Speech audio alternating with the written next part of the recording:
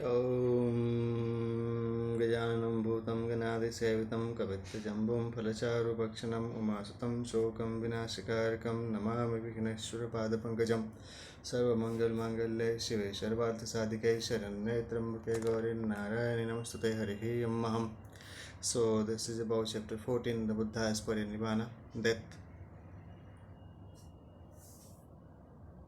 Om Harihi Yammaham. Om Namah Shivaya. Om Vishnu Namah Brahmane Namah Rudraya Namah Om Sarvaya Devaya Namah Om Shantakaram Bhujagasayanam Padmanabham Suresham Vishwadharam Gagana Sadrasyam Meghavarnam Shubhangam लक्ष्मीकान्तं कमलनयनं योगिभिर्ध्यानगम्यं वन्दे विष्णुभवभयहरणं सर्वलोकैकनाथं हरिः ओम्. ॐ नमः शिवाय. या कुन्देन्दुतुषारहारधवलां या शुभ्रवस्त्रावृतां या वीणावरदण्डमण्डितकरां या श्वेतपद्मासनां शुक्लां ब्रह्मविचारसारपरमां आद्यां जगद्व्यापिनीं वेनां पुस्तकधारिणीं भगवतीं जाड्यान्धकारपहां. Om Harihi Om. So the chapter 14 about the Buddha's Parinibbana, death. The sun shines by day, the moon is radiant by night. Air mirrored shines the warrior king, meditating the Brahman science, but all day and night the Buddha shines in glory, Dhammapada.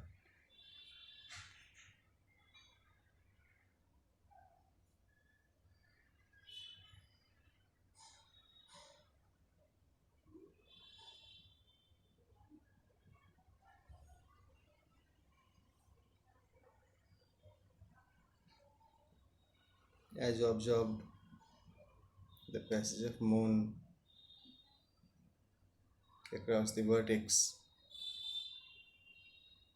and its transmission could be observed on your respective learning device by its proper aligning to the object. The similar pattern could be observed for sun also.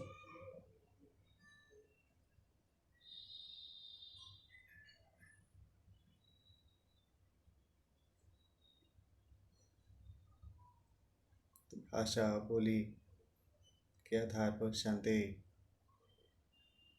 सद्भावना universal brotherhood की बात कहने वाले और उस मार्फत लोगों को शांतिपूर्ण सहअस्तित्व की सीख देने वाले भगवान बुद्ध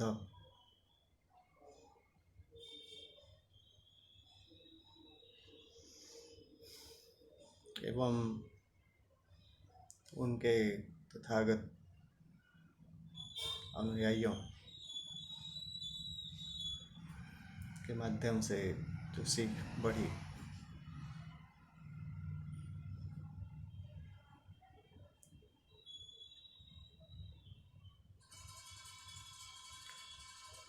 सो वह एक जानने की व्यवस्था है, समझने की व्यवस्था है.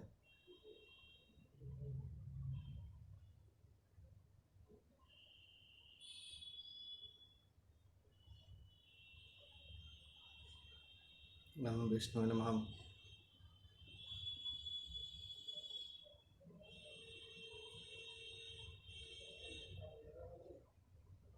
ओम विष्णु नमः.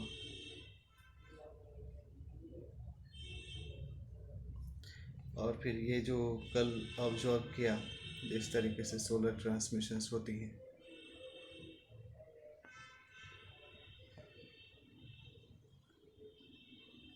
एक वो समझ है अपना.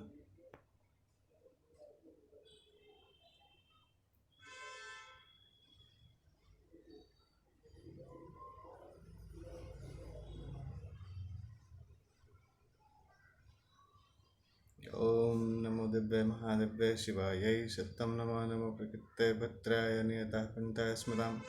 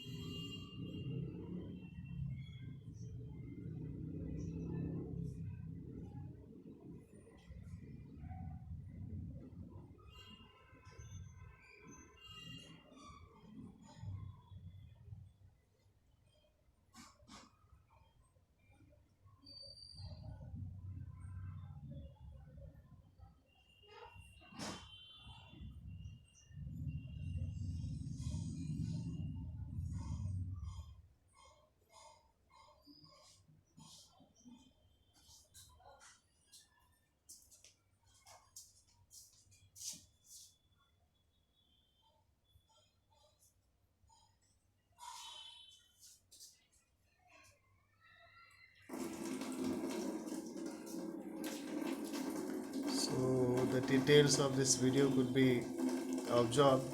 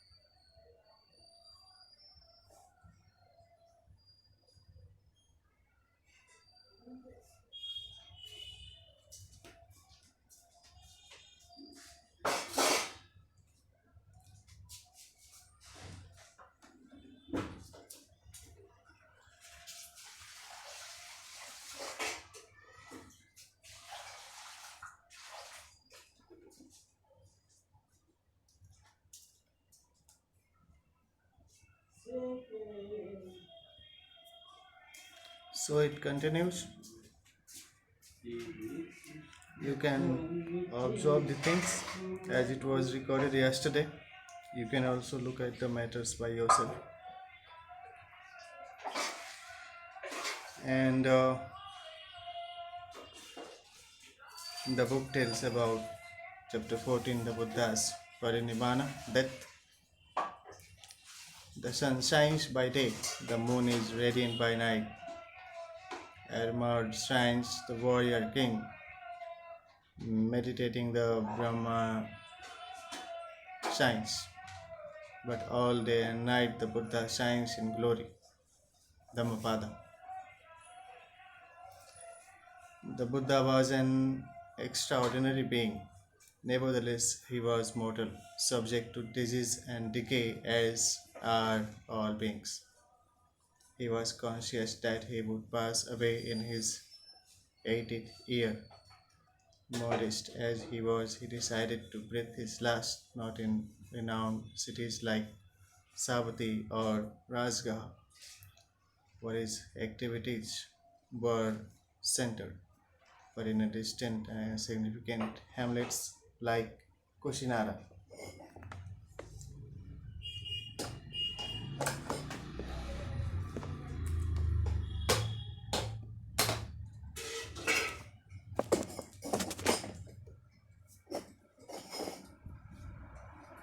In his own words, the Buddha was in hit his 18 years like a worn out car, though old in age, yet being strong in will. He preferred to traverse the long and tardy way on foot accompanied by his favorite disciples, Venerable Ananda. It may be mentioned that Venerable Sariputta and Moggallana, his two chief disciples, predeceased him, so did Venerable Rahul and Yashodhara. Rajgriha, the capital of Magad, was the starting point of his last journey. For his impending departure from Rajgriha, King Ajatashattu, the parasite, contemplating an unwarranted attack on the prosperous Vajrayan Republic, sent his Prime Minister to the Buddha to know the Buddha's view about his wicked project. Conditions of welfare. The Buddha declared that as long as the Vajrayans meet frequently and hold many meetings, as long as they meet together in unity, rise in unity, and perform their duties in unity,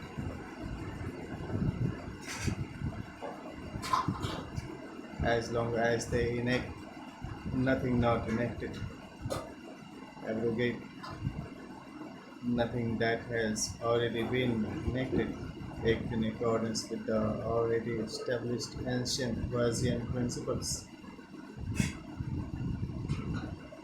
as long as they support, respect, venerate, and honor the Vajrayana elders and pay regard to their worthy speech, as long as no women or girls of their families are detained by force or abduction, as long as they support, respect, venerate, honor these objects of worship, internal and external, and do not neglect those righteous ceremonies held before,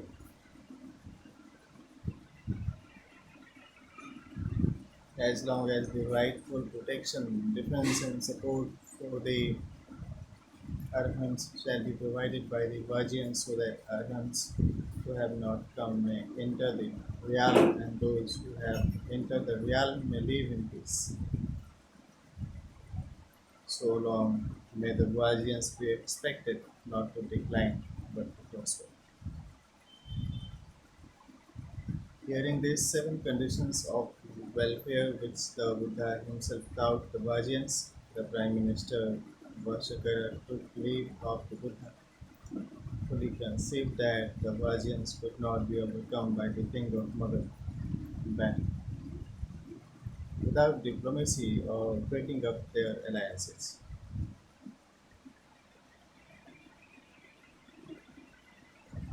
The Buddha thereupon availed himself of this opportunity to teach seven similar conditions of welfare, mainly for the benefits of his disciples.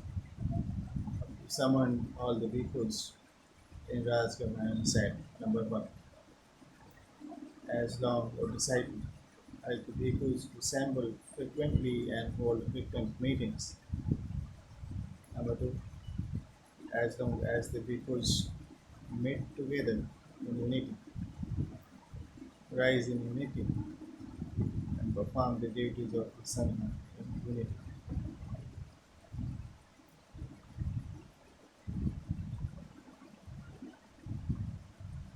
As long the bhikkhus shall promulgate nothing that has not been promulgated, abrogate not what has been promulgated, and act in accordance with the already prescribed rules. As long as the bhikkhus support, respect, venerate, and honor those bound ordained in their age of experience. Whereas experience the fathers and leaders of the order and respect their worthy speech. As long as the bhikshus fall not under the influence of uprising attachment that leads to repeated births,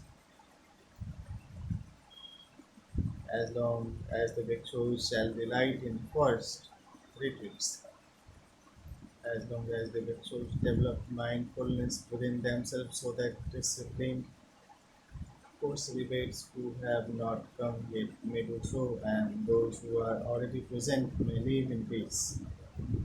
So long may the bhikshus be expected not to decline but to prosper. As long as these seven conditions of welfare shall continue to exist amongst the bhikshus, as long as the bhikshus are well instructed in these conditions, so long may they be expected not to decline but to prosper. With boundless compassion, the Buddha enlightened the bhikshus on seven other conditions of welfare as follows. As long as the bhikshus shall not be fond of, or delight in, or engage in business, as long as the bhikshus shall not be fond of, or delight in, or engage in gossiping, as long as the bhikshus shall not be fond of, delight in sleeping, as long as the bhikshus shall not be fond of, or delight in, or indulge in society, as long as the bhikshus shall neither have nor fall under the influence of base desires, as long as the bhikshus shall not have evil friends or associates and shall not be prone to evil, so long the bhikshus shall not stop at mere lesser spiritual acquisition without attaining arhancy.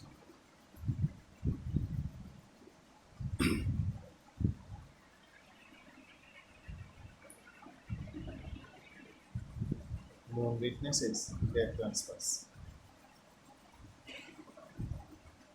Furthermore, the Buddha added that as long as the bhikshus shall be devout, modest, conscientious, full of learning,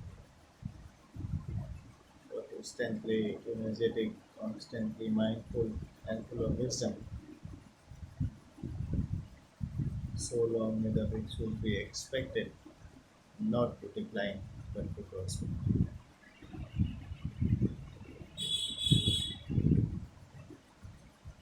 Sariputta's parades, enlightening the bhikshus with several other discourses.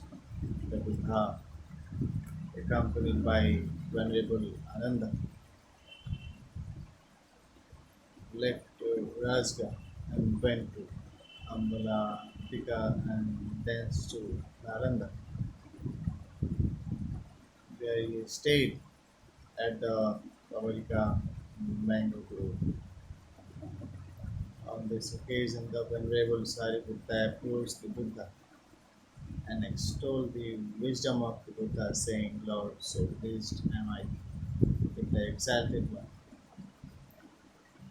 that methinks there never was, nor will there be, nor is now there any other ascetic or Brahmin who is greater, wiser than the Buddha as regards self enlightenment.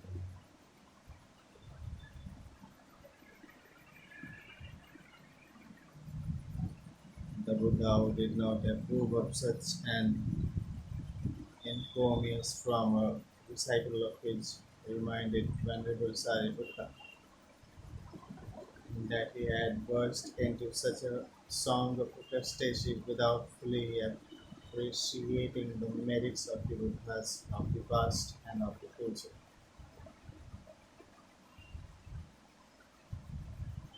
Venerable Sariputta acknowledged that he had no intimate knowledge of all the supremely enlightened ones, but maintained that he was acquainted with the Dhamma lineage, the process through which all attain supreme Buddhahood.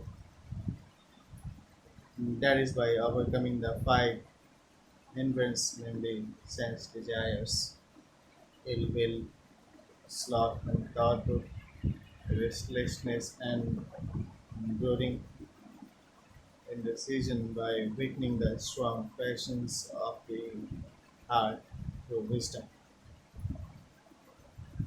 by truly establishing the mind in the four kinds of mindfulness, and by rightly developing the seven factors of enlightenment.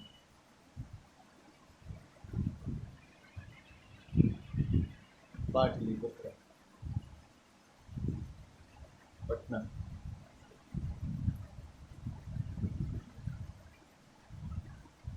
From Nalanda, the Buddha proceeded to Patligam, where Sunidha and Vaskara, the chief ministers of Magad, were building a fortress to repel the powerful Vajjayans.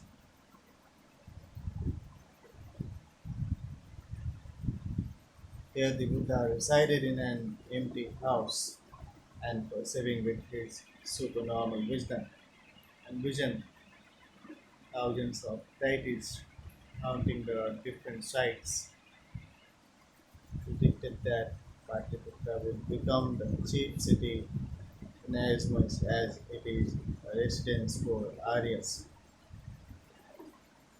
a trading center, and a place for the interchange of all kinds of wares.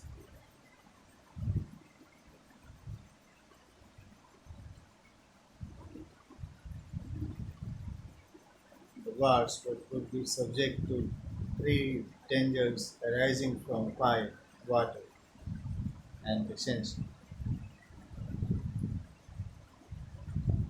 Hearing of the Buddha's arrival at Patligam, the ministers invited the Buddha and his disciples for a meal at their house. After the meal was over, the Buddha observed them in these verses.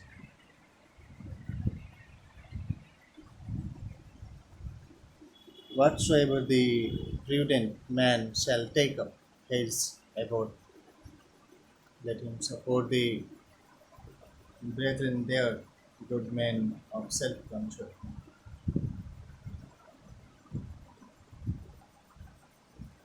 and give the merit of his gifts to the deities who hound his work.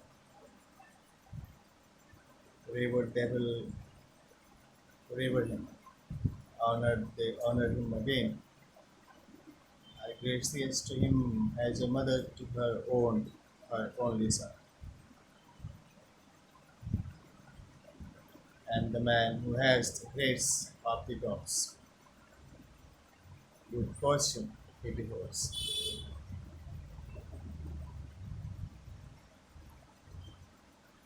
In honor of his visit to the city, they named the gate by which he left Gotham Gate, and they desired to name the ferry by which he would cross Gotham Ferry.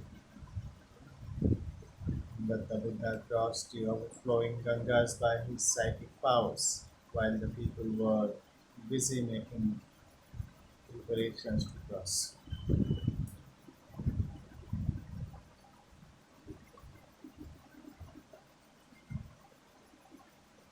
Future states.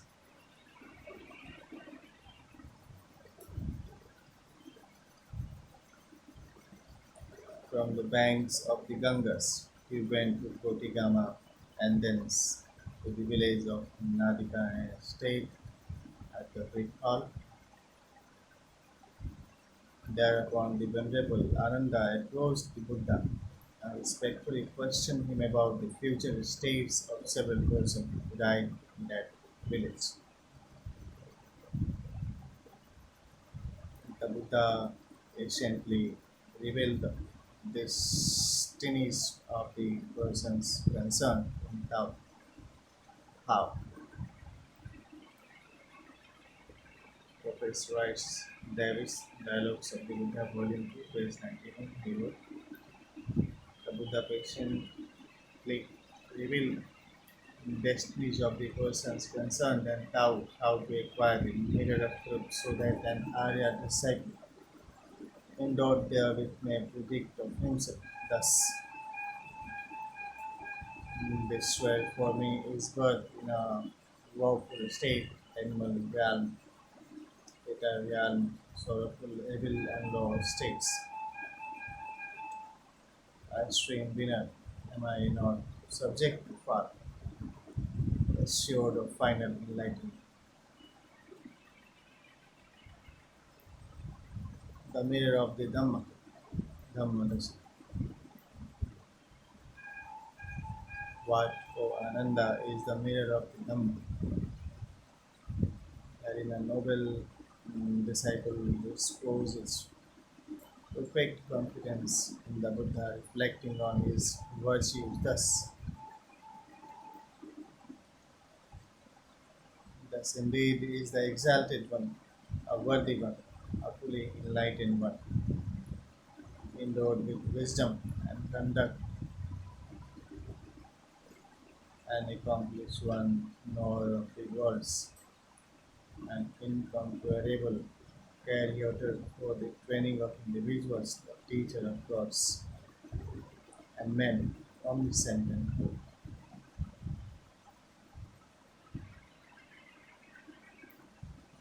He possesses perfect confidence in the Dhamma, reflecting on the characteristics of the Dhamma. Thus,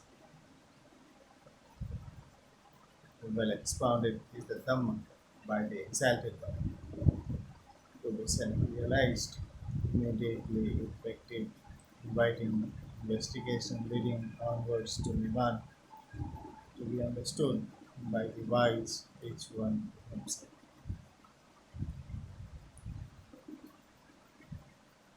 He reposes perfect confidence in the Sangha, reflecting on the virtues of the Sangha. Thus, of good conduct is the order of the disciples of the exalted one. Of upright conduct is the order of the disciples of the exalted one. Of wise conduct is the order of the disciples of the exalted one. These four pairs of persons constitute eight individuals. Their order of disciples of the exalted one is worthy of gifts, of hospitality, of offerings, of reverence, is an incomparable field of merit to the world.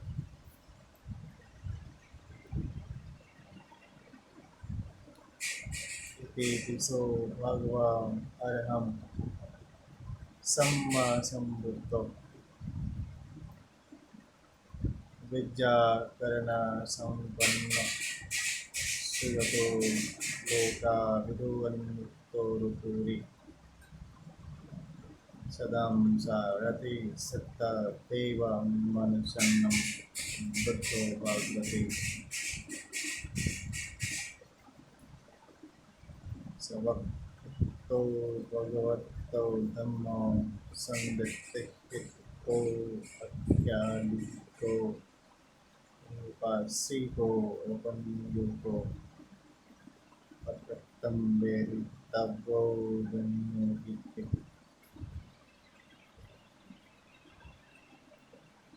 This order of the disciples of the exalted one is worthy of gifts, of hospitality,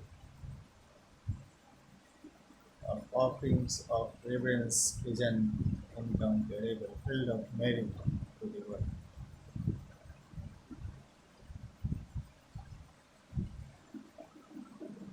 They became endowed with the virtuous conduct pleasing to the Aryas, unbroken, intact, unspotted, unblemished, free, raised by the wise, untarnished by desires, conducted to concentration. From Nadika, the Buddha went to the flourishing city of Vaishali and stayed at the grove of Ambapali, the beautiful quotation.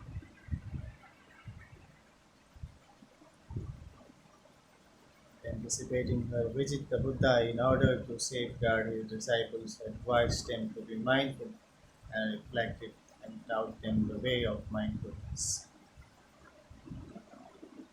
Ambapali.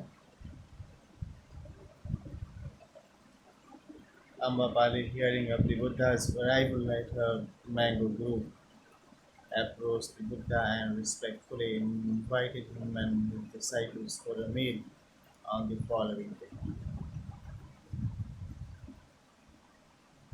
The Buddha accepted her invitation in preference to the invitations of the Lichavi nobles, which he received later. Although the Lichavi nobles offered a large sum of money to obtain from her the opportunity of providing this meal to the Buddha, she politely declined this offer as invited the Buddha had his meal at Ambapali's residence. After the meal, Ambapali, the courtesan who was a potential arhat, very generously offered her spacious mango grove to the Buddha and his disciples. As it was the rainy season, the Buddha advised his disciples to spend their retreat in or around Vaishali, and he himself decided to spend the retreat, which was the last and 45th one at Beluga, a village near Vaishali. सुपति पन्नो भागवतो सुबका संग जुपाति पन्नो भागवतो सबका संग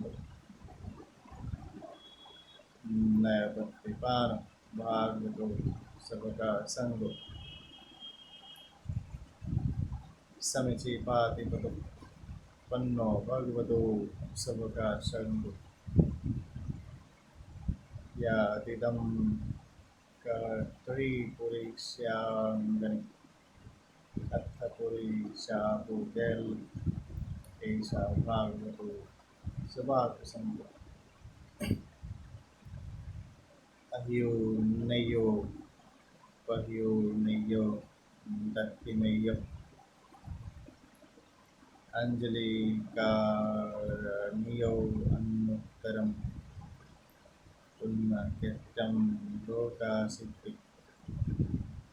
Later Ambapali entered the order and attained her huntsman. So as it was the rainy season,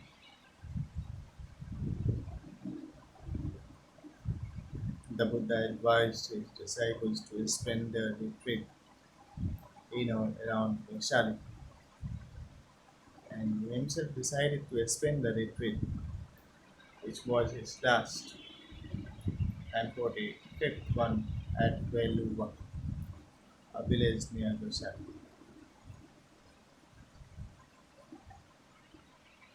The Buddha's illness. In this year, he had to suffer from a severe sickness, and sharp pains came upon him even unto death.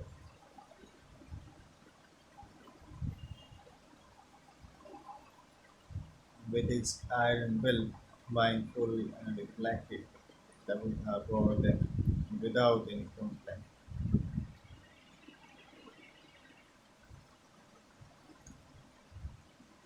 The Buddha was now conscious that he would soon pass away, but he thought that it would not be proper to pass away without addressing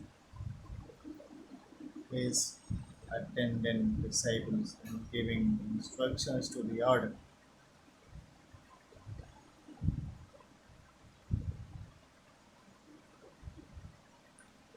So he decided to subdue his sickness by his will and live by constantly experiencing the bliss of partnership.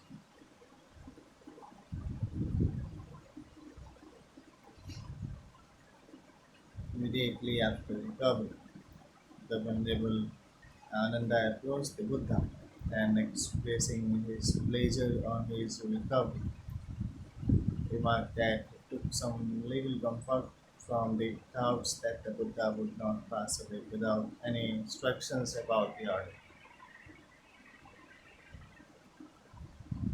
The Buddha made a memorable and significant reply. This clearly reveals the unique attitude of the Buddha, Dhamma and Vishnu. The Buddha's exhortation, the Buddha's exhortation.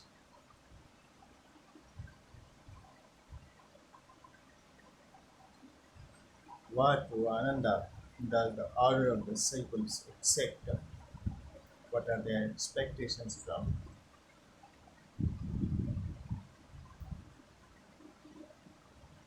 After the Dhamma, making no distinction between esoteric and exoteric doctrine,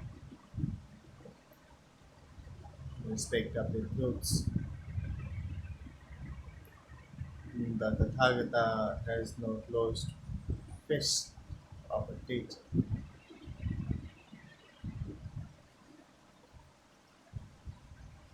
Jivita sasam karam aditya anantaram adhayam karitava. These two terms refer to both individuals and teachings. And this much of my doctrine will I not teach others.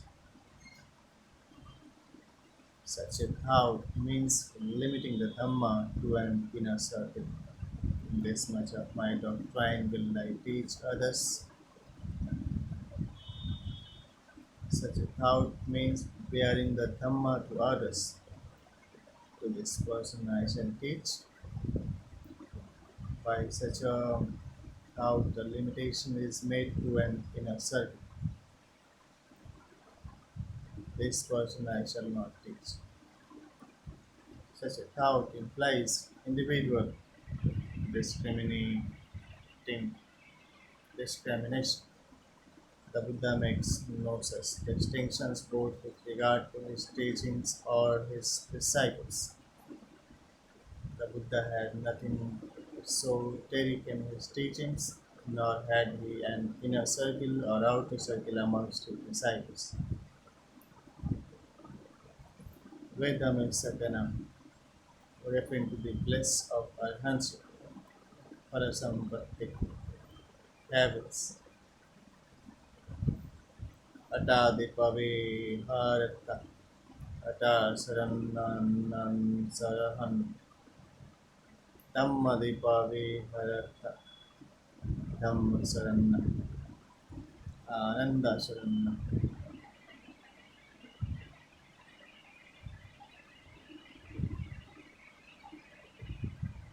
In respect of the truths, and the Tathagata has no closed fist of a teacher.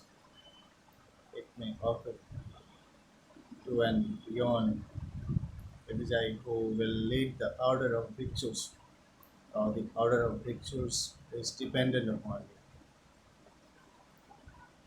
or it is he who should instruct any matter concerning the order.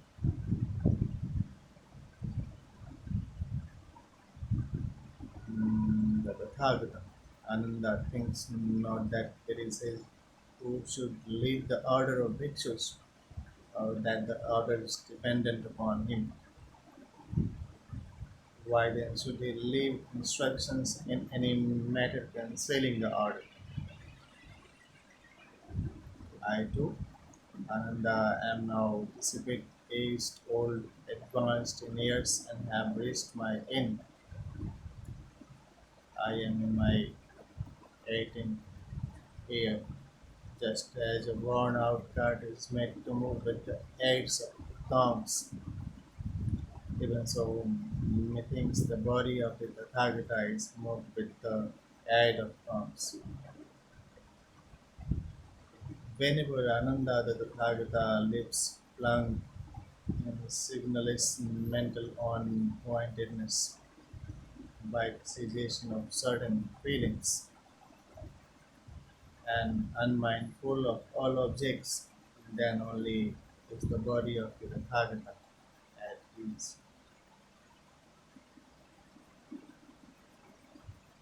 Therefore, Ananda, be ye slaves unto yourselves, be a refuge to yourselves, seek no external refuge, live with the Dhamma as your islands, the Dhamma as your refuge, be take to no external refuge. How Ananda does a bhikshu live as an island unto himself, as a refuge unto himself, seeking no external refuge, with the Dhamma as an island, with the Dhamma as a refuge, seeking no external refuge.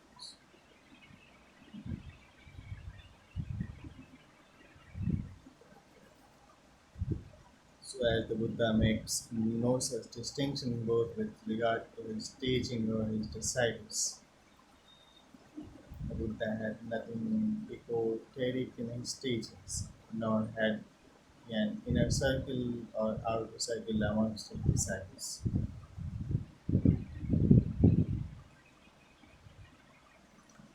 Here in Ananda, a bhikshu lives strenuous, reflecting, watchful, abandoning covetousness in this world, constantly developing mindfulness with respect to body, feelings, consciousness, and hunger.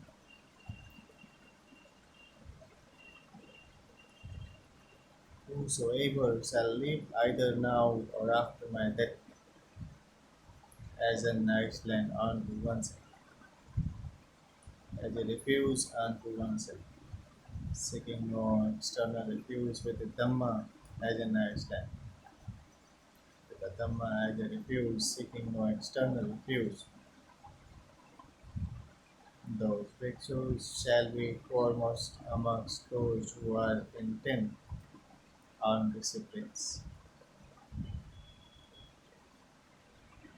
Here the Buddha lays a special emphasis on the importance of individual striving for purification and deliverance from the ills of life.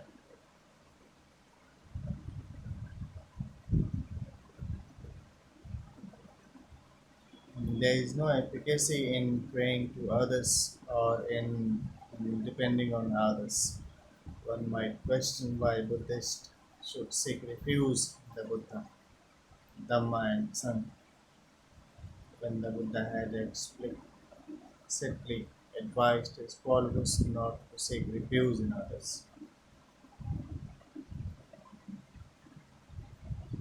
In seeking refuge in the triple gem, Buddha, Dhamma, and Sangha, Buddhists only regard the Buddha as an instructor who merely shows the path of deliverance. Dhamma is the only way or means. The Sangha is the living examples of the way of life to be lived.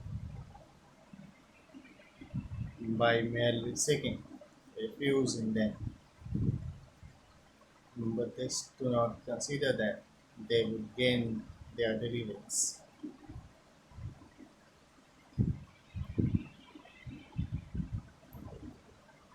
Though old and feeble, the Buddha not only availed himself of every opportunity to instruct the bhikkhus in various ways, but also regularly went on his rounds for alms with bowl in hand when there were no private invitations. One day, as usual, he went in quest of alms in Vaishali, and after his meal went with Venerable Ananda to the Kapala Satya. And speaking of the delightfulness of Vaishali and other shrines in the city, addressed the Venerable Ananda thus.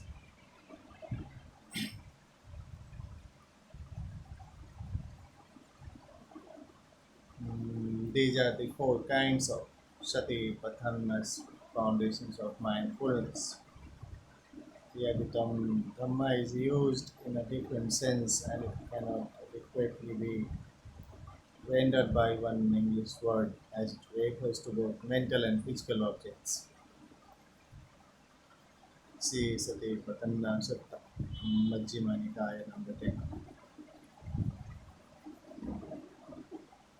One day, as usual, he went in quest of alms in Vaishali and after his meal went with Venerable Ananda to the Kapala Seti. And speaking of the delightfulness of Vaishali and other shrines in the city, addressed the Venerable Ananda thus.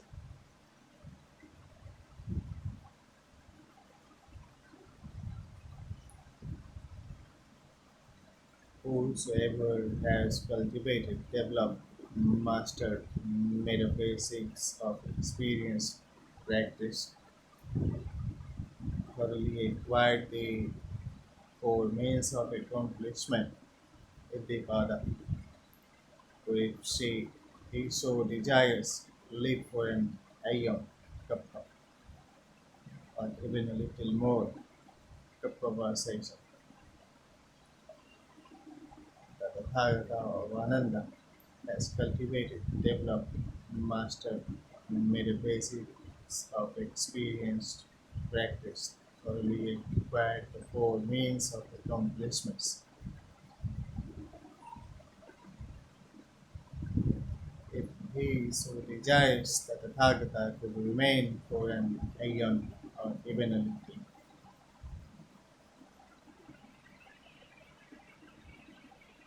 The text adds that even though suggestion so evident and so clear was thus given by the exalted one,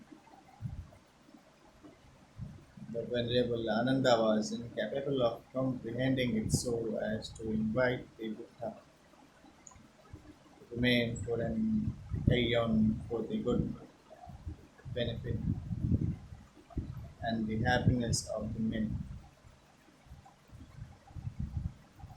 out of compassion for the world, for the good benefit and happiness of God's men. The sutta attributes the reason to the fact that the mind of Venerable Ananda was, at the moment, dominated by Mara or evil one.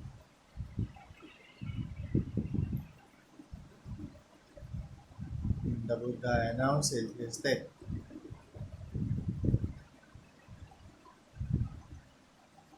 The Buddha appeared on earth to teach the seekers of truth things as they truly are, and the unique path for the deliverance of all ills of life. During his long and successful ministry, he fulfilled his noble mission to the satisfaction of both himself and his followers. In his 80th year, he felt that his work was over. He had given all necessary instructions to his ernest followers, both the householders and the homeless one, and they were not only firmly established in his teachings, but were also capable of expounding them to others.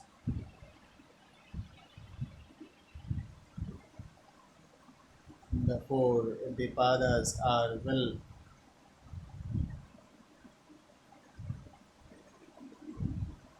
Chandra efforts, Virya, Tao, Siddha, and investigation or wisdom, Imams. The term Kappa means that normal life term which was about 100 years. Kappa Sesha means an extra fraction of Kappa, that is about 120 or so.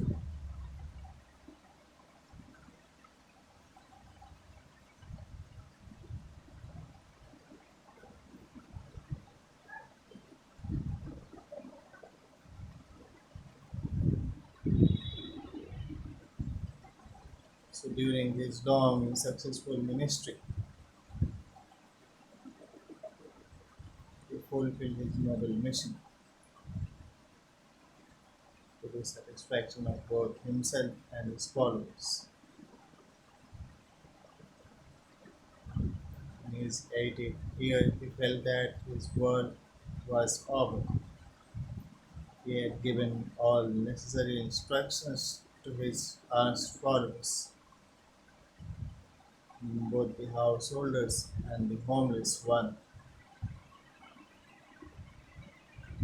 and they were not only firmly established in his teachings but were also capable of expounding them to others.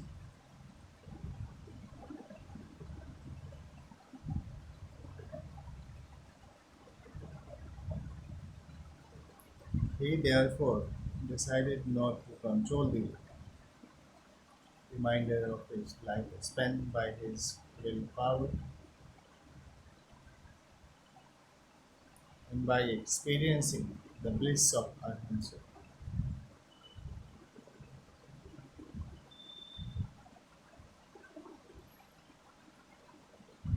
While residing at the Kapala Saitya, the Buddha announced to Venerable Ananda that he would pass away in 3 months' time.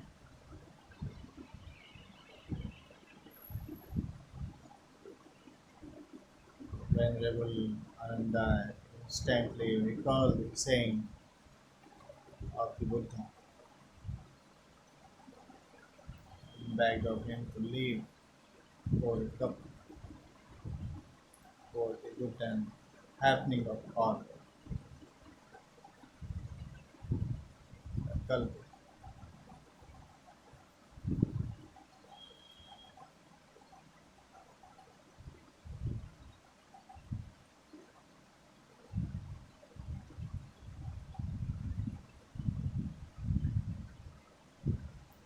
Enough, Ananda. This is not the Tathagata. The time for making such a request is now past, was the Buddha's reply.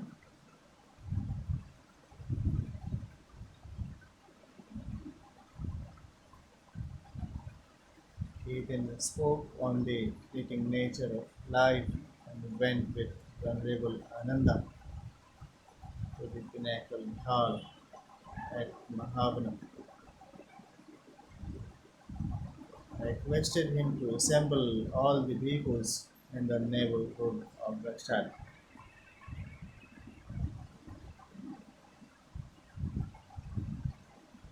To the assembled bhikshus, the Buddha spoke as follows.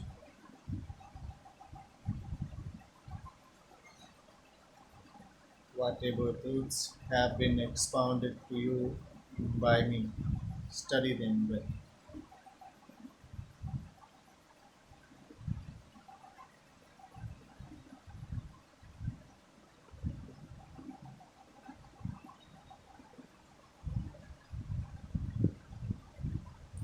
Practice, cultivate,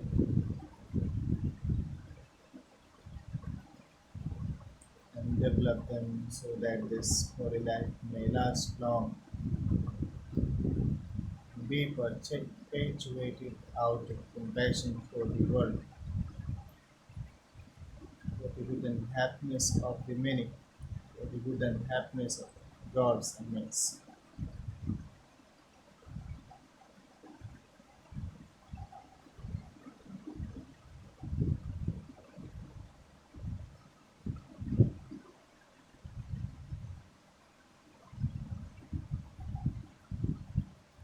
What are those truths? What are they?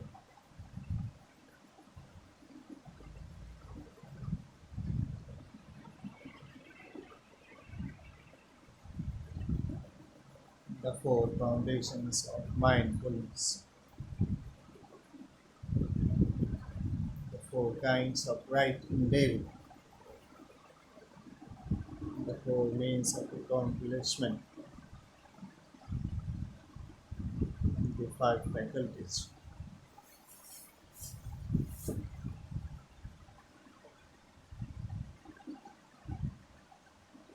the five powers, the seven factors of enlightenment, and the moving eightfold paths.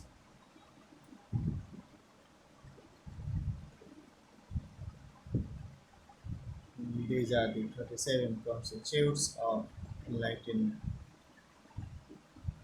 Bodhisattva.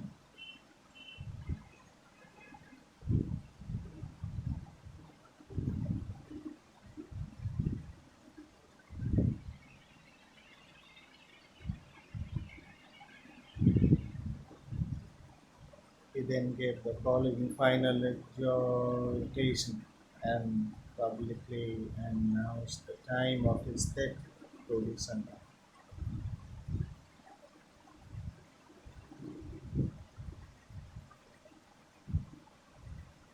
The Buddha's last verse.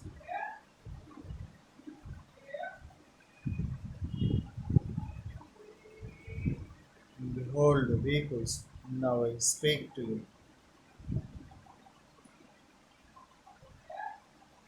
transient are all conditioned things.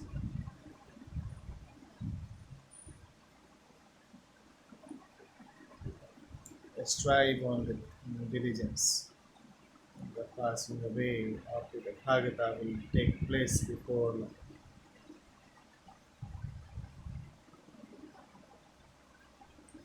At the end of 3 months from now, the Tathagata will pass away.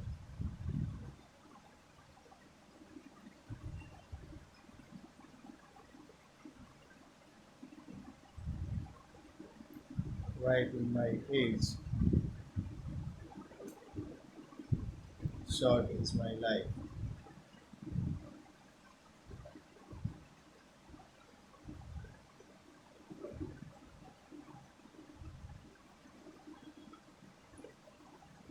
Leaving you, I shall depart. I have made myself my refuge. O Bhikkhus, O Bhikshus, be intelligent, mindful, and virtuous. With well directed thoughts, guard your mind.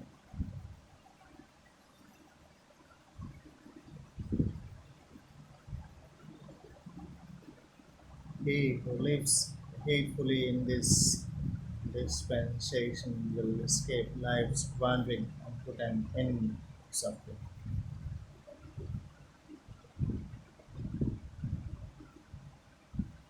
Casting his last glance at Vaishali, the Buddha went with venerable Ananda to Vandagama and addressing the bhikkhus said,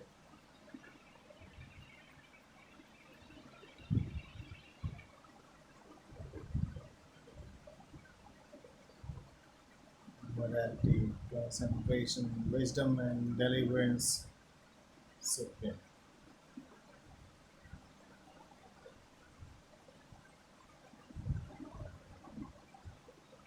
These things were realized by the renowned Gautama.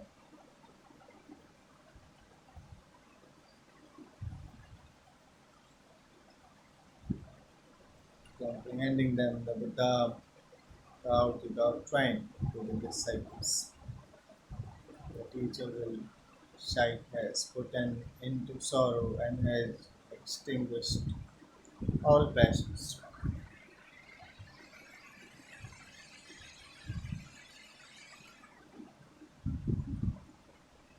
The four great references passing thence from village to village. The Buddha arrived at Bhoganagara and taught the four great the citations or reference Mahapadesha by means of which the word of the Buddha could be tasted and clarified in the following discourse.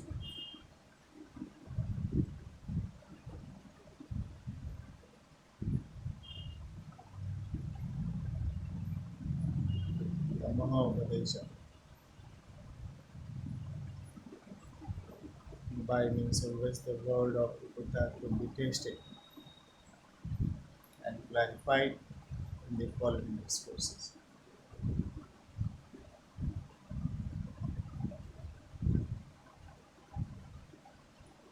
Vayadamma Samvara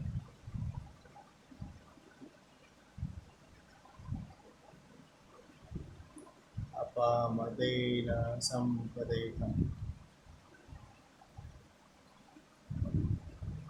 Haripato Vayo Mayham Pariktam Mamma Jeditam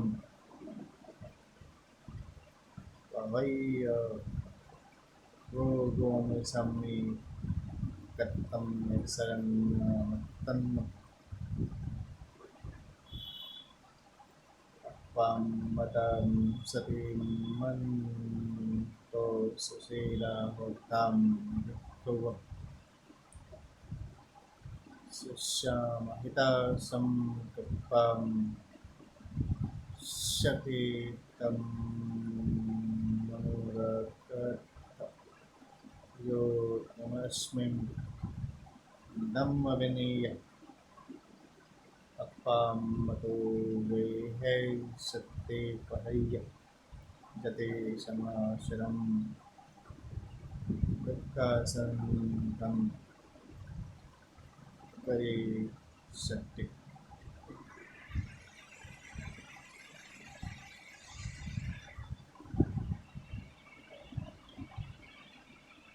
Number one, bhikshus may say thus from the mouth of the Buddha himself: Have I heard? Have I received this? This is the doctrine. This is the discipline. This is the teaching of the master. His words should neither be accepted nor rejected. Without either accepting or rejecting such words, study thoroughly, even word and syllable, and then put them inside the discourse sutta.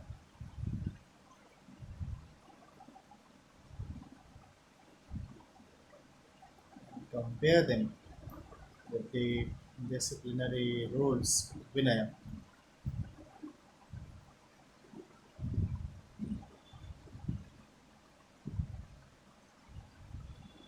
If when so compared, they do not harmonize with the discourses and do not agree with the disciplinary rules, then you may come to the conclusion.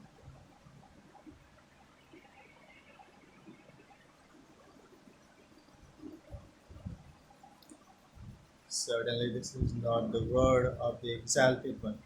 This has been wrongly grasped by the pictures. Therefore, you should reject it.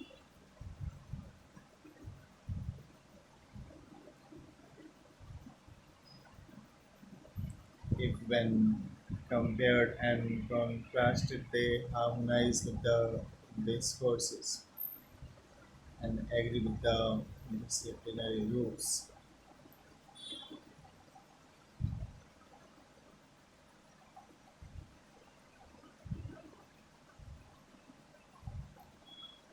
You may come to the conclusion. Certainly, this is the word of the exalted one. This has correctly been grasped by the victors.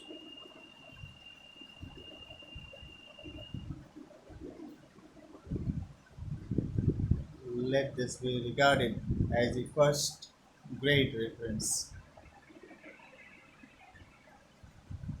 Number two,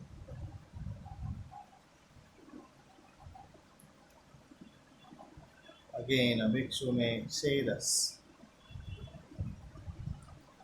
in such a monastery, lives the Sangha together with leading Theras.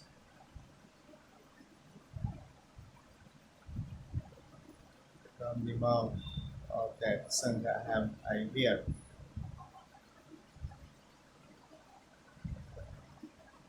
have I received this.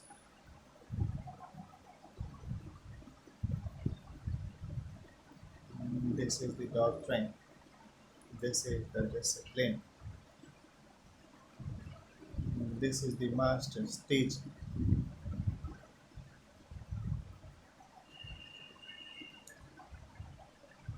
His words should neither be accepted nor rejected.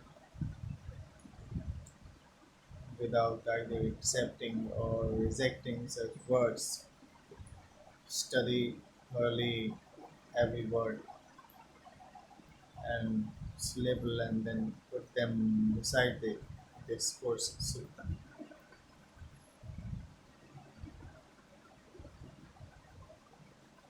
and compare them with the disciplinary rules Vinaya.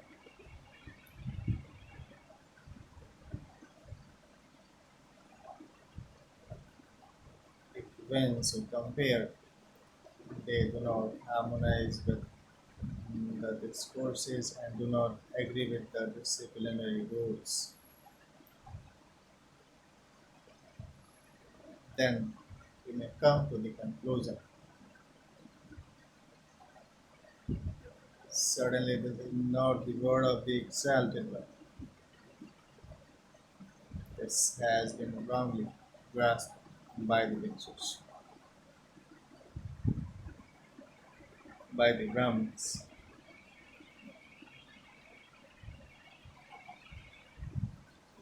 Therefore, you should reject it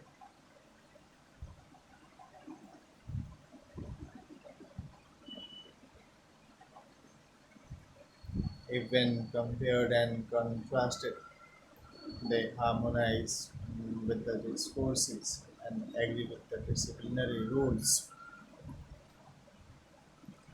We may come to the conclusion.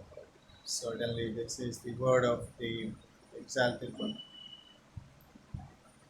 This has correctly been grasped by the victors. Let this be regarded as the second great reference.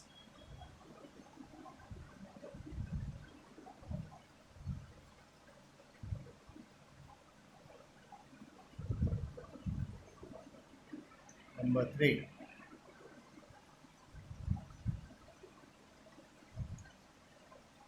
again, a bhikshu may say this: in such a monastery dwell men, theras, and bhikshus of great learning, versed in the teachings, proficient in the doctrine, Vinaya, discipline, and matrices Matika from the mouth of those theras have I received us. This is the Dhamma. This is the Vinaya. This is the teaching of the Master. His words should neither be accepted nor rejected. without either accepting or rejecting such words, study thoroughly every word and syllable and then put them beside the discourses, sutta, and compare them with the disciplinary rules, vinaya. When so compared, they do not harmonize with the discourses and do not agree with the disciplinary rules. Then you may come to the conclusion. Certainly, this is not the word of the exalted one. This has been wrongly grasped by the pictures.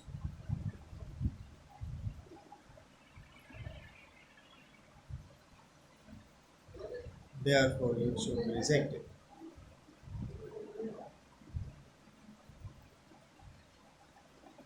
If when compared and contrasted, they harmonize with the suttas and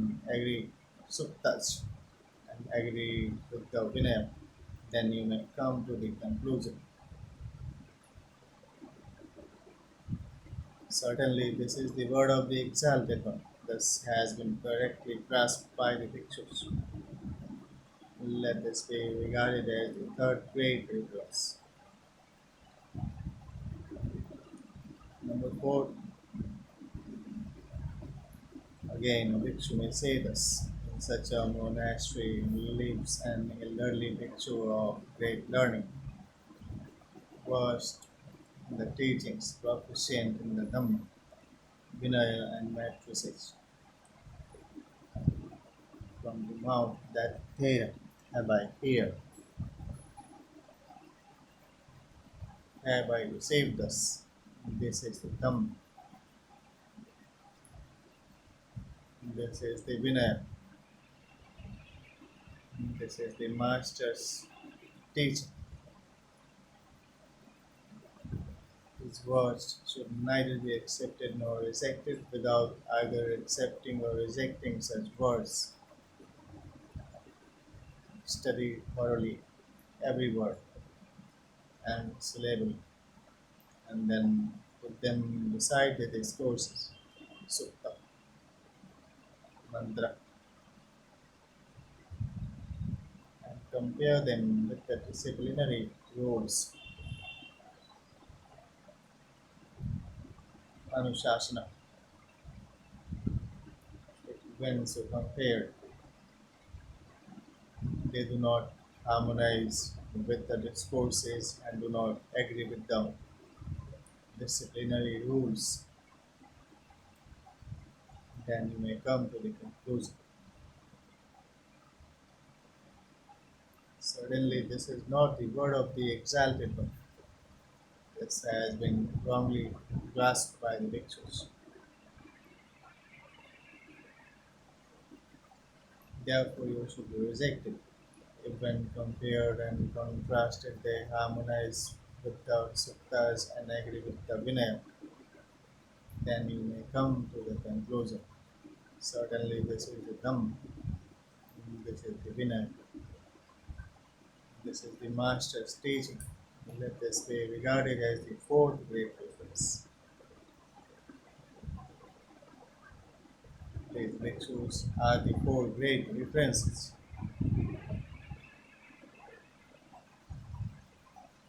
The Buddha's last meal,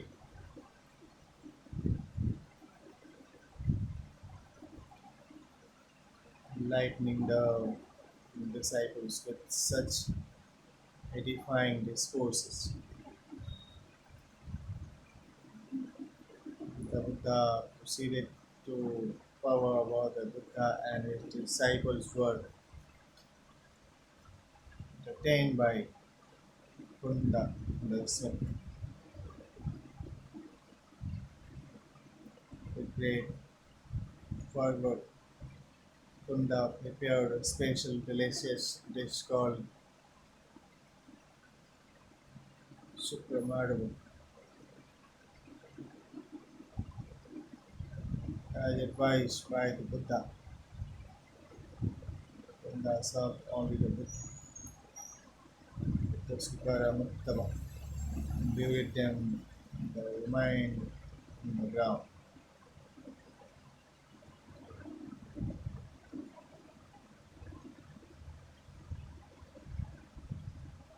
After the meal, the Buddha suffered from an attack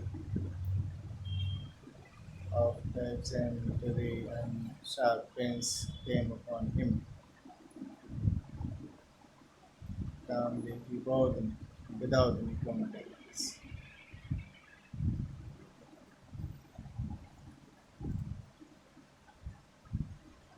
According to the commentary, it is flesh of a boar, neither too young nor too old, but not killed for his sake. Our tamams, some say it is a kind of mushroom. It is also believed to be a special kind of delicious dish by that name, or a nutritious chemical food. See questions of Vrinda, Volume 1, page 244, and Dialogues on the Buddha, Part 2, page 136.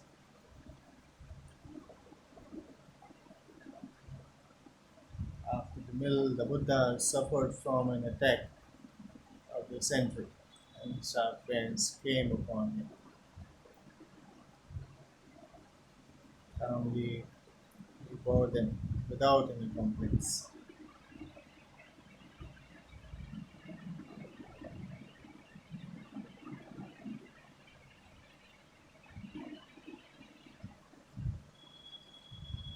And thou extremely weak and severely ill, the Buddha decided to walk to Srinara, his last resting place, a distance of about 3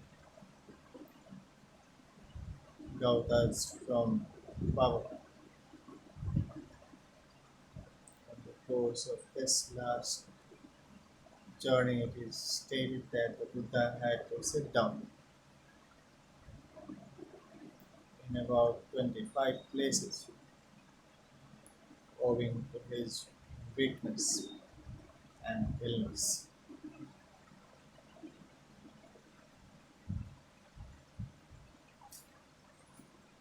On the way, he sat at the foot of a tree and asked Venerable Ananda to fetch some water, as he was feeling thirsty. With difficulty, Venerable Ananda secured some pure water from a streamlet which a few moments earlier was flowing cold and turbid, stirred up by the waves of 500 carts.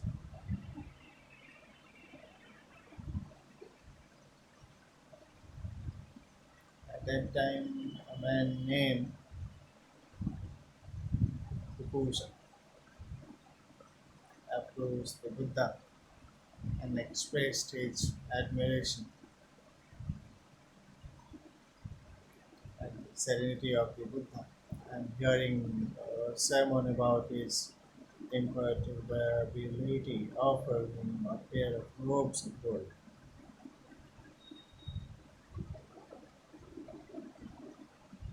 His imperturbability offered him a pair of robes of gold.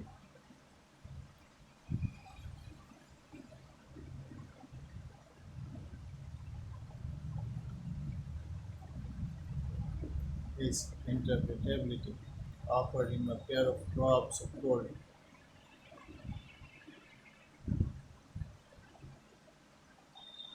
as directed by the Buddha. He robed the Buddha with one and Venerable Ananda with the other.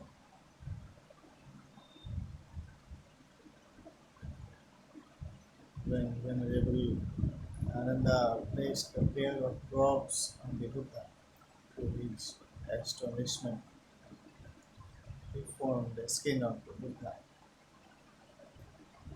exceedingly bright and said, "How wonderful a thing is or in how marvelous that the color of the skin of the exalted one should be so clear, so exceeding bright, when I placed even this pair of robes of burnished gold ready for wear on the body of the exalted one. It seemed as if it has lost its splendor.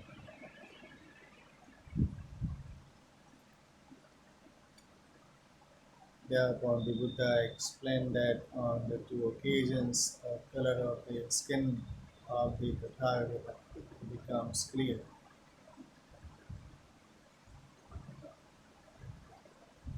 and exceeding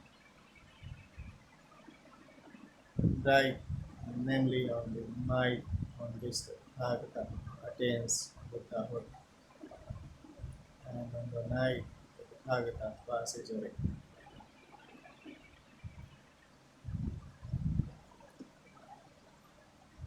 According to the commentary, the Buddha chose Kushinara to pass away for three reasons.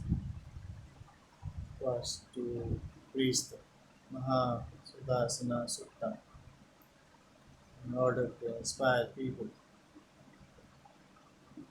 to be more virtuous. Secondly, to convert Subhata as the last disciples who could not have been converted by any other but himself. Thirdly, to enable Dona, Brahmin, to distribute his relics peacefully amongst his followers.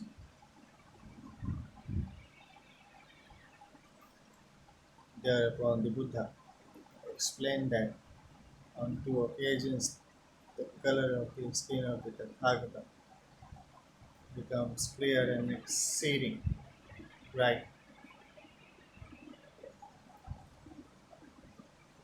namely on the night on which the Tathagata attains Buddhahood and on the night the Tathagata passes away.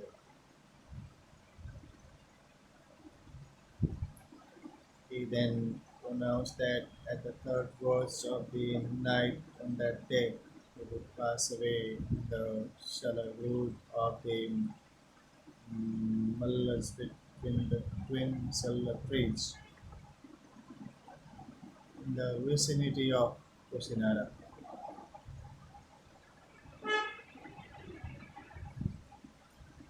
Does meritorious mill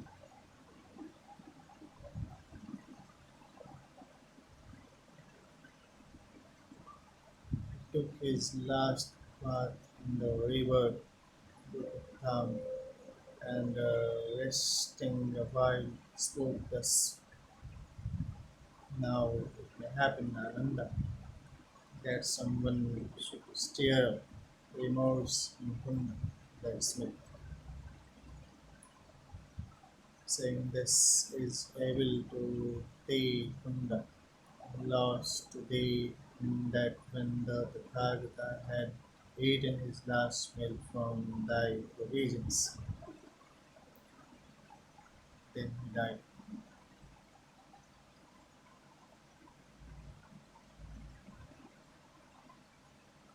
In such remorse and Kunda, the smith should speak by saying, this is good to thee, Kunda, and gain to thee, and that when Tathagata had eaten his last meal from the provision, then he died.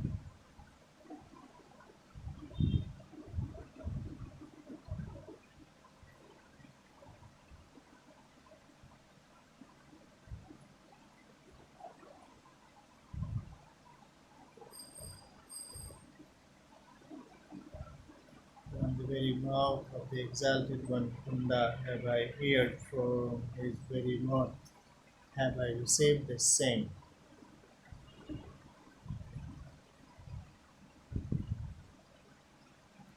These two offerings of food are of equal fruit and of equal profit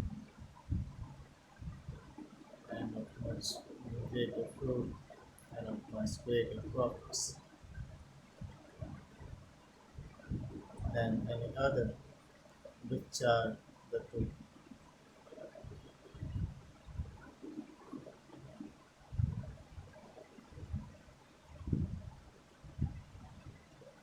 The offering of food, which when the Tathagata has eaten, he attains to supreme and perfect insight, and the offering of food, which when the Tathagata has eaten, he passes away by that utter cessation in which nothing whatever remains behind. And these two offerings of food are of equal fruit and of equal profit and of much greater fruit and of much greater profit than any other.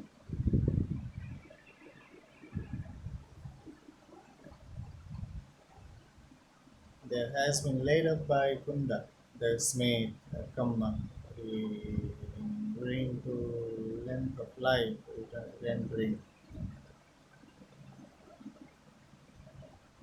redounding to good birth, redounding to good fortune, redounding to good fame, redounding to the inheritance of heaven and of sovereign power.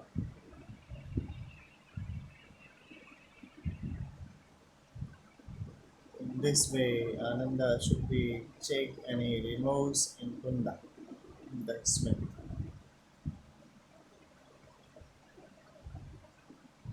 uttering these words of consolation out of compassion to the generous donor of his last meal.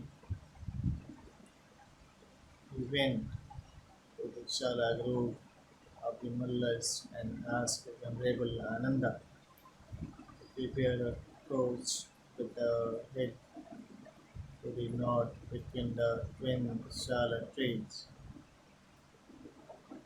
The Buddha laid himself down on his right side with one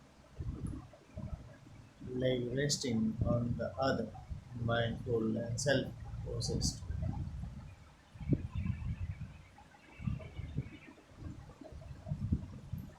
How the Buddha is honored.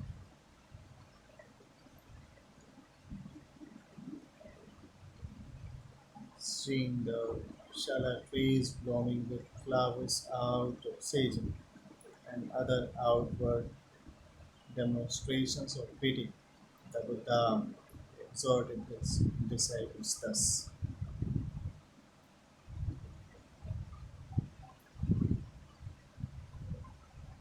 It is not thus Ananda that the Tathagata is respected, reverenced, venerated, honored, and revered. Whatever bhikkhu or bhikshuni, upasika or upasika lives in accordance with the teaching, conducts himself dutifully, and acts righteously. It is he who respects, reverences, venerates, honors, and reveres the Tathagata to the highest homage. Therefore, Ananda, should you train yourself thus, let us live in accordance with the teaching, dutifully conducting ourselves and acting righteously.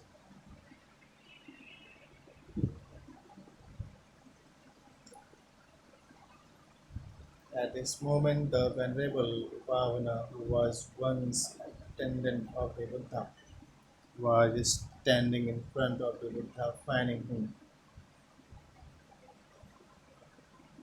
The Buddha asked him to stand beside.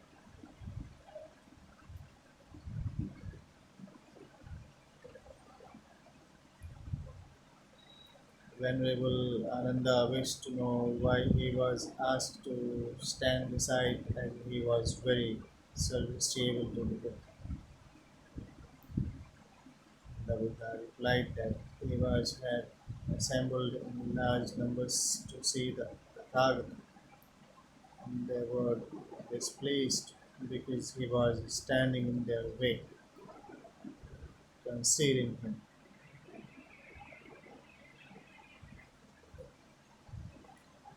The four sacred places. The Buddha then spoke of four places made sacred by his association. His faithful followers should visit with reverence and obey. They are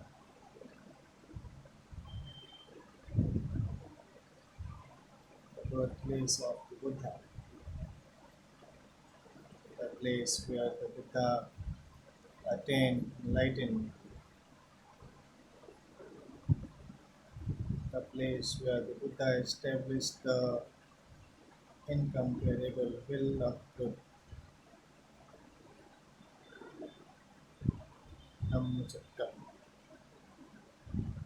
and the place where the Buddha attains Parinibbana.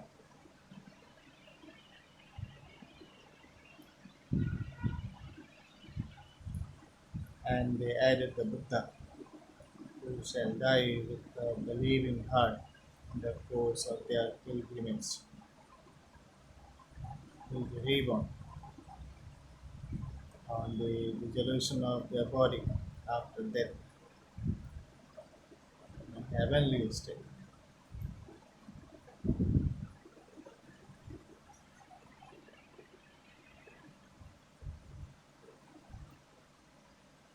Conversing of Subhadda. At the time of wandering, a sage named Subhadda. Subhadda was living at Kushinara. Subhadra was living at Kushinara.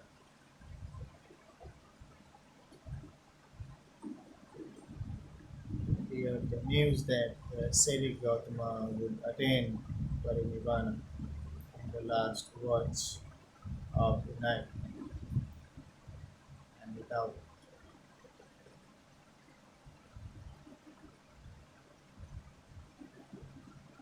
I have here grown up and elderly teachers and their teachers. The wandering ascetic say that seldom and very seldom ended to exalted, fully enlightened arhants arise in this world. Tonight, the last was the ascetic Gautama will obtain Parinibbana.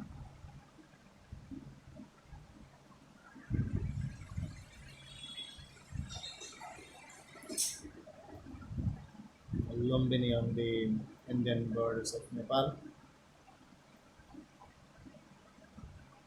Bodh Gaya, about 8 miles from the Gaya station, Sarnath, Kushinaram, modern Kashyap, about 32 miles from Gorakhpur station. The Subhadra should be distinguished from another Subhadra who entered the order in his old age. It was the latter who remarked that the death of the Buddha was no occasion for sorrow, as the Bhikshus were free to do whatever they liked without being bound by the injunctions of the master. This remark of Subhadam prompted Venerable Kassapa to take immediate steps to hold a convocation of the Dhamma and the Vinaya. Then a doubt has arisen in me, and I have confidence in the ascetic Gautama. Capable indeed is the ascetic dogma.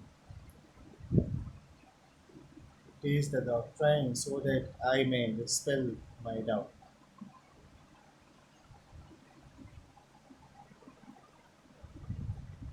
Thereupon, Subhadram, the wandering ascetic, went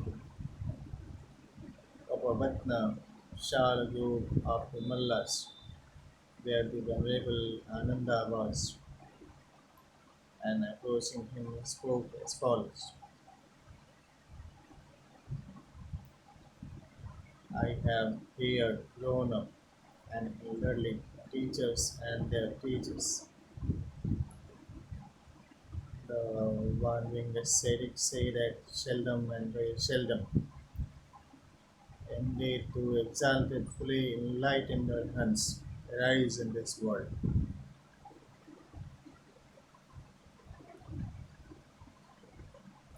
Tonight, in the last watch, the ascetic Gautam will attain Parinirvana.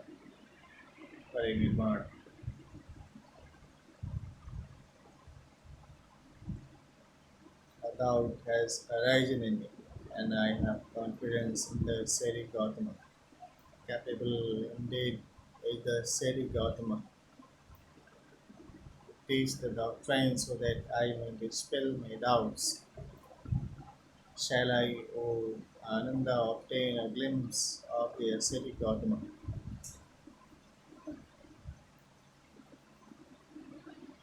Enough, friend Subhadda, do not worry the accomplished one.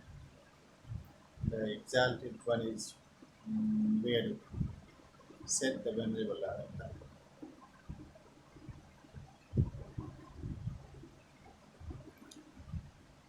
For the second and third time, Subhadra repeated his request, and for the second and third time, Venerable Ananda replied in the same manner.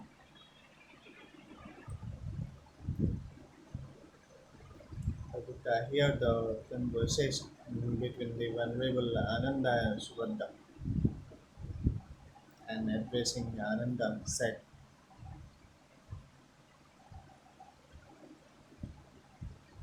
Nay, Ananda, do not prevent Subhadra.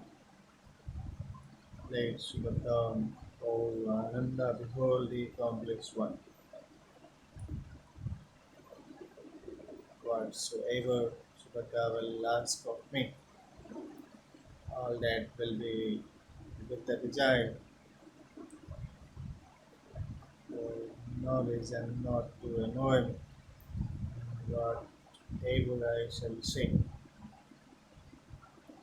and answer he will readily understand.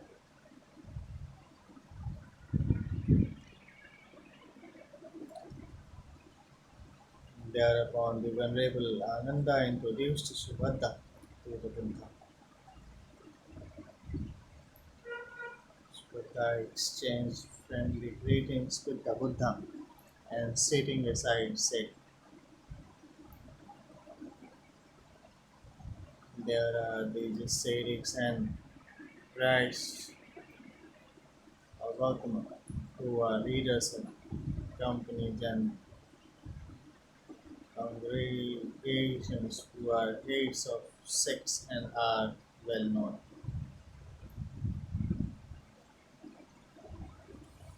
Renowned religious teachers, esteemed as good men by the multitude, as for instance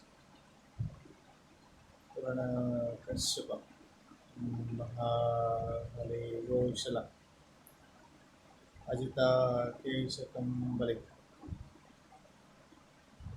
Prakuta Pachayam, Sandhya Balke Putra, Gandhanath Putra, have they all, as they themselves claim, thoroughly understood the truth or not, or have some of them understood and some not.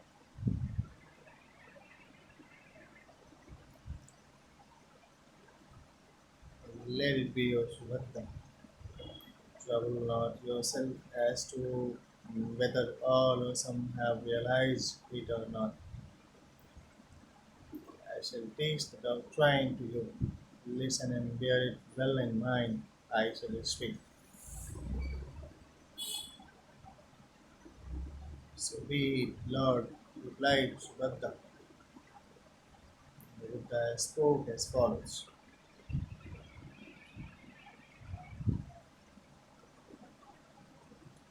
In whatever dispensation there exists not the noble eightfold path, neither is the first samvana, nor the second, nor the third, nor the fourth to be found therein. In whatever dispensation, O Subhadra, there exists a noble eightfold path. There also are to be found the first samana, the second samana, and the third samana, the fourth samana, and the dispensation. For Subhadra, there exists the noble eightfold path.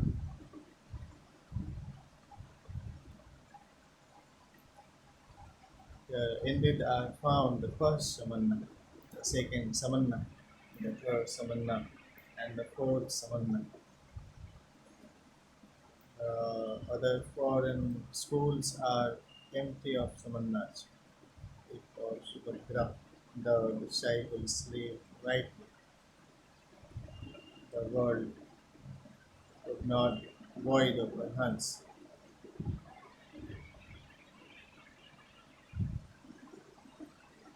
They all flourished in the time of the Buddha. The first samana is the Sotapanna, the stream winner. The Sakadagami was eternal. The Annagami never eternal. The Arahant, the worthy one who is the perfect saint.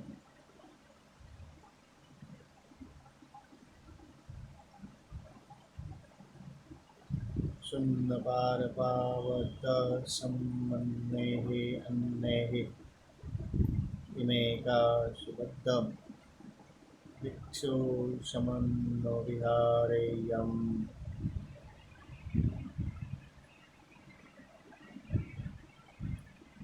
अशुन्नलोको अर्हन्नेति यस्येति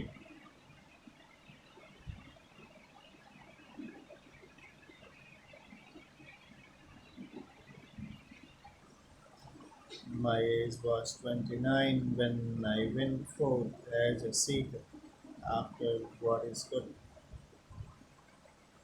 Now 150 years are gone since I was ordained. Outside this fold, there is not a single ascetic who acts even partly in accordance with this realizable doctrine.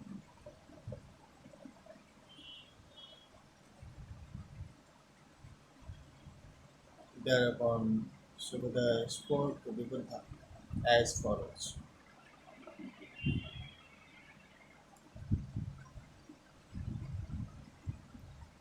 Excellent Lord, excellent. It is as if, O Lord,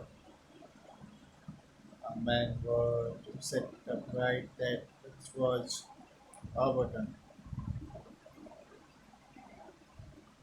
or were to reveal that which was hidden, or were to point the way to one who has gone astray, or were to hold a lamp amidst the darkness, so that whoever has eyes may see, even so has the doctrine been expounded in various ways by the exalted one.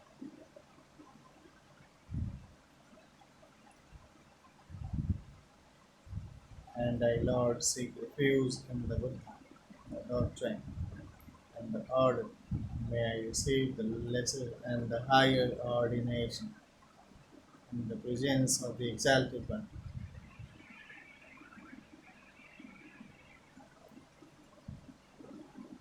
Whoever Subhadra said the Buddha, being already committed to the other doctrines, desires the least and the higher ordination, remained on probation for 4 months.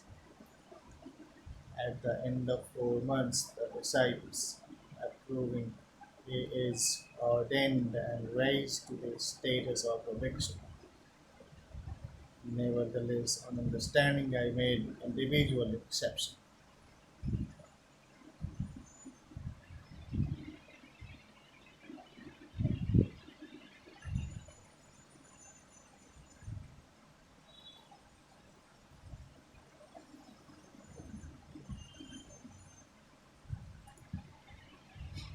There are some footnotes. Annolopom araham taihi sati pabajji renunciation. This refers to the ordination as a novice, which is done by donning the yellow robe after having shaved hair and beard and taking the three refuses and the 10 precepts. The novice is called Samanir. He has cut himself off from the world and its way henceforth by him. Even his parents are addressed lay disciples, Upasambhada. This refers to a higher ordination, which is bestowed only after the completion of the 20th year of life. He who received it is a full member of the order and is called a bhikshu. He is bound to observe the Bhaktimukta precepts, the commission of any of the major offences, of which involves defeat and expulsion from the order. If willing, he could remain as a Samnair. See pages 99 to 100, note 1 and 2.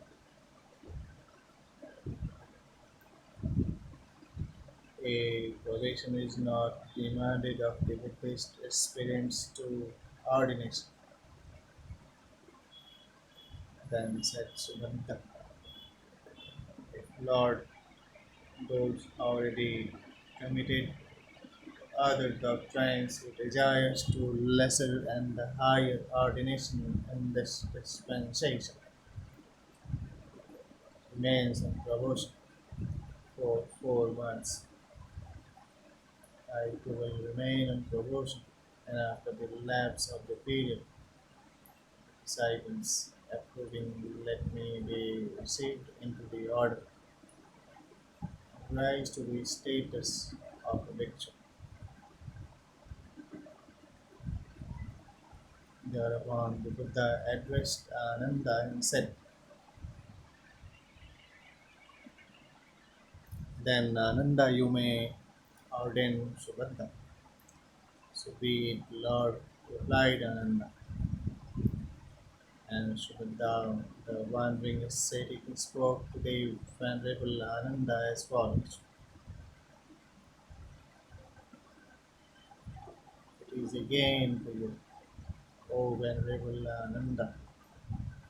It is indeed a great gain to you, for you have been anointed by the enlightenment of discipleship in the presence of the exalted one by himself.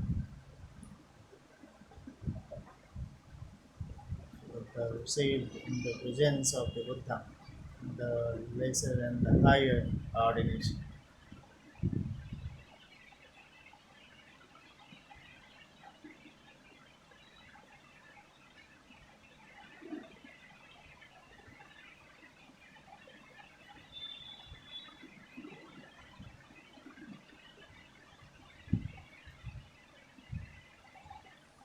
And in no long time after his higher ordination, the Venerable Subhadra, living alone, remote from men, strenuous, energetic, and resolute, realized in this life itself by his own intuitive knowledge the consummation of that incomparable life of holiness and life abiding in that state for the sake of which sons of noble families rightly leave the householder's life for the homeless life.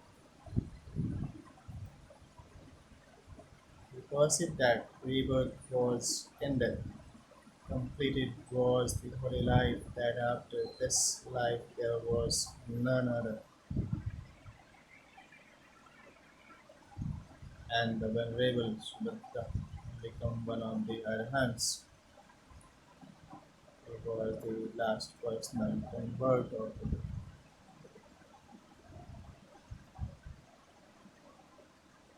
the last words to Ananda. The venerable Ananda desired to know what they should do with the body of the Tathagata.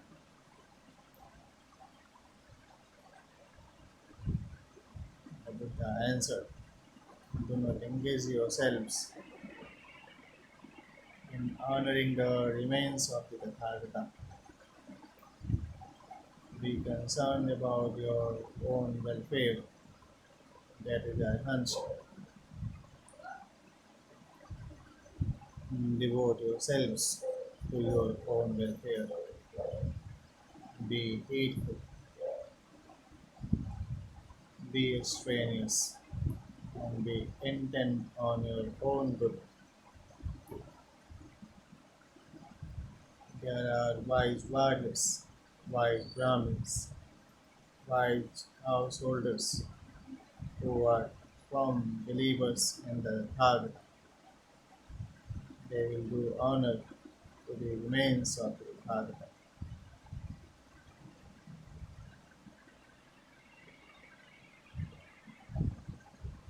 At the conclusion of this interesting religious talk, Venerable Ananda went aside and stood weeping at the house.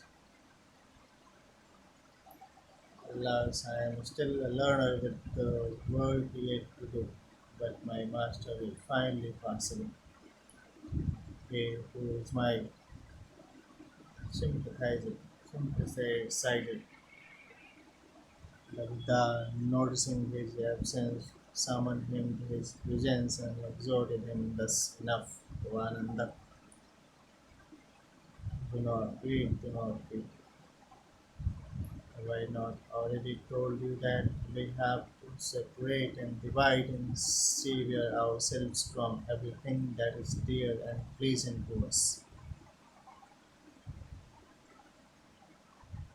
Oh, Ananda, you have done much, may it soon be freed from defilements.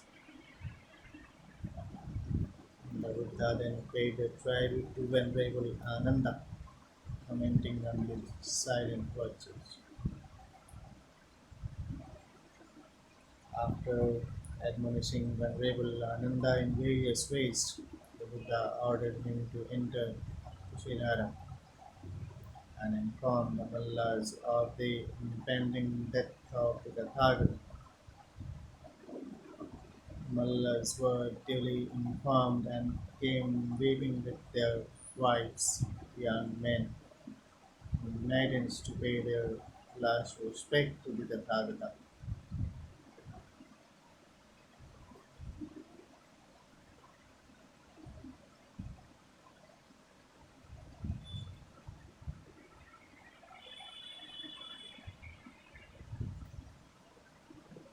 In the last scene,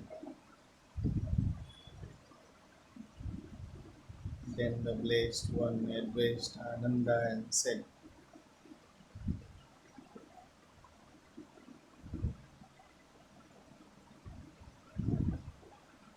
Maybe, Ananda. that you will say this. Without the teacher is the sublime teaching. There is no teacher for us. Nay, Ananda, you should not think thus. Whatever doctrine and discipline have been taught and promulgated by me.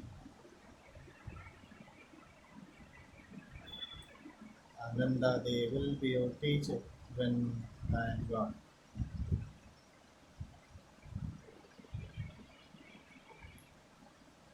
Let the Sangha, O Ananda, if willing, abrogate the lesser and minor rules after my death. Kumar Prabhu.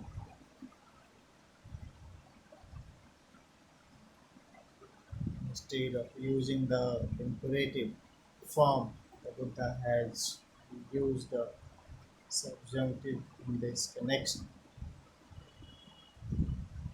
Had it been his wish that the lesser rules should be abolished, he could have used imperative.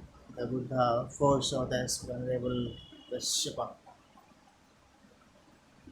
presiding over the first council, would do with the consent of the Sangha, not abrogate any rule. Hence, his use of the subjunctive states the commentator.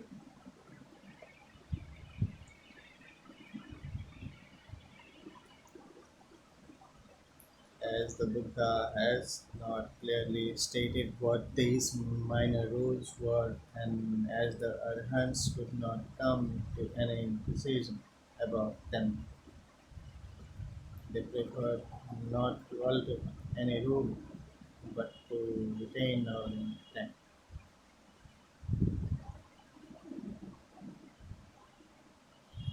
Again, the Buddha addressed the disciples and said,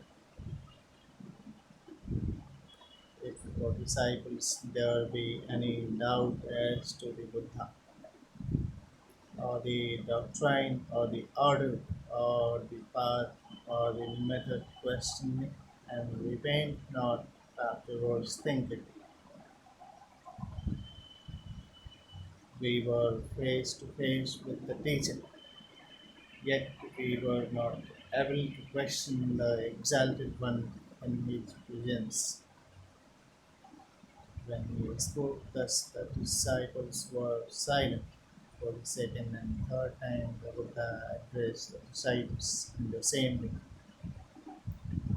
For the second and third time, the disciples were silent.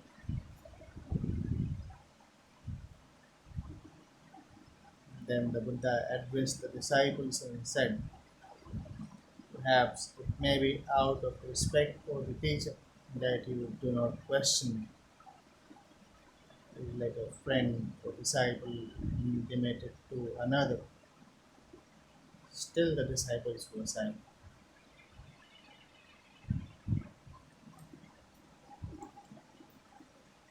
Yoga ko mayo ka vinayoka de sido pannato so mama kayan saktam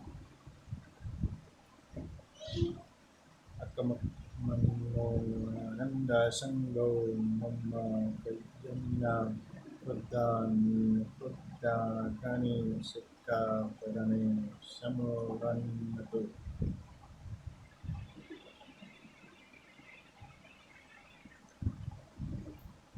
Thereupon the Venerable Ananda spoke to the Buddha as follows.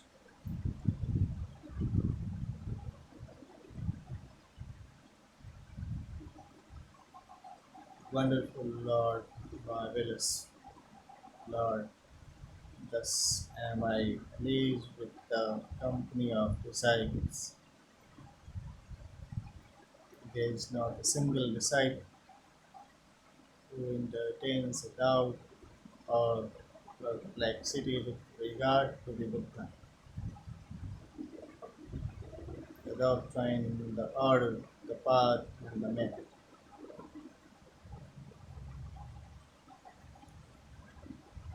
We speak out of faith and Ananda, with regard to this matter. There is knowledge in the Tathagata that in this company of disciples there is not a single disciple who entertains doubt or perplexity with regard to the doctrine, order, the path, and the method.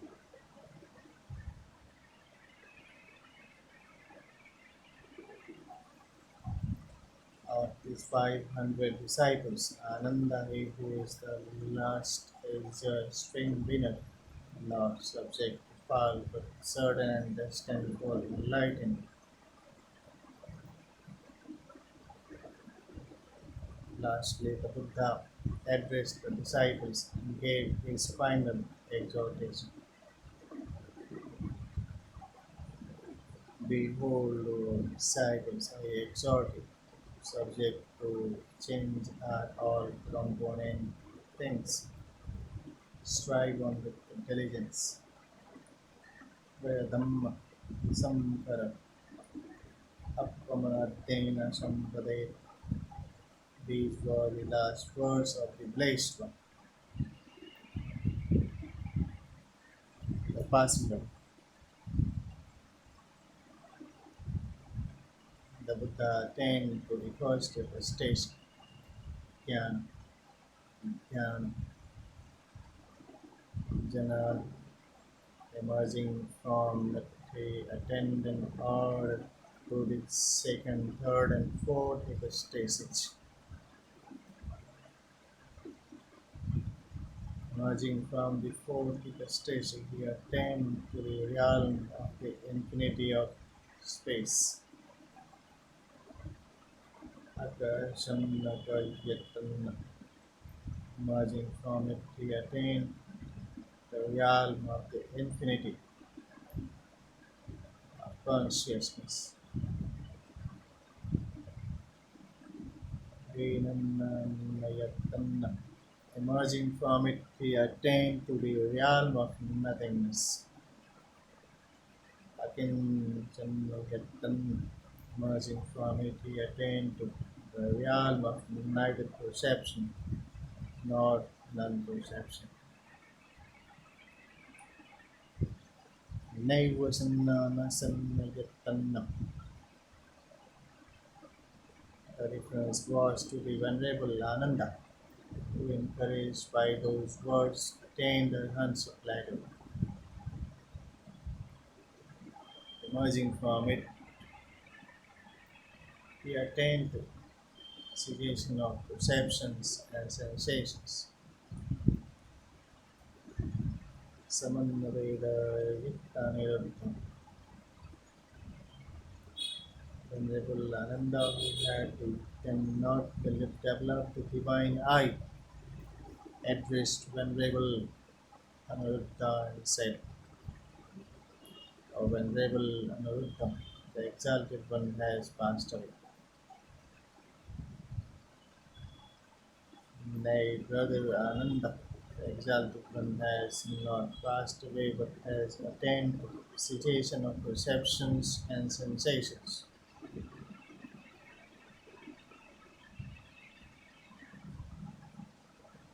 Then the Buddha, emerging from the cessation of perception and sensation, attained to the realm of neither perception nor non-perception. Emerging from it, he attained to the realm of nothingness. Emerging from it, he attained to the realm of the infinity of consciousness. Emerging from it, he attained to the realm of the infinity of space. Emerging from it, he attained to the fourth station. Emerging from it, he attained to the third station. Emerging from it, he attained to the second station. Emerging from it, he attain to the first eco station. Emerging from it, we attain to the second eco station. Emerging from it, we attain to the third eco station. Emerging from it,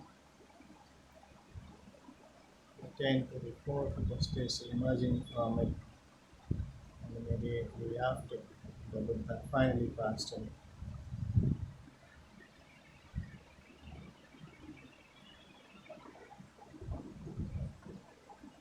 The death of the Buddha occurred 543 before Christ on the Vesak full moon day.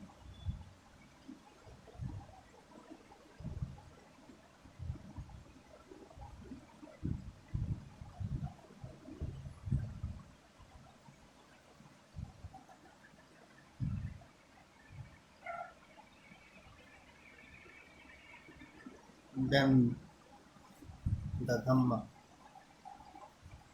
chapter 15, the teaching of the Buddha.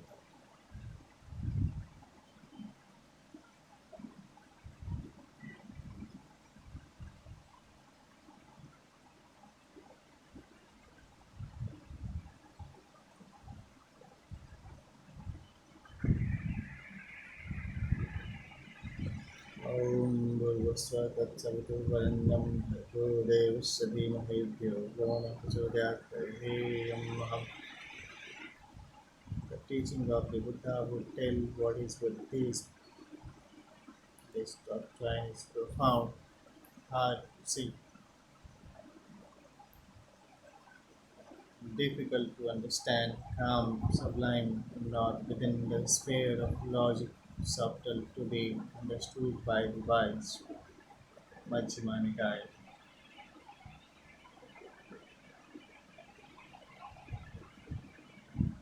Om Namo Buddhaya Buddhaya Shivaya Om Namo Namo Buddhaya Buddhaya Neta Nandaya Sniram Nirvi Om Namo Om Vishnu Namo Om Vishnu Namo Om Vishnu Namo Om Vishnu Namo Om Vishnu Namo Om Vishnu Namo Hare Om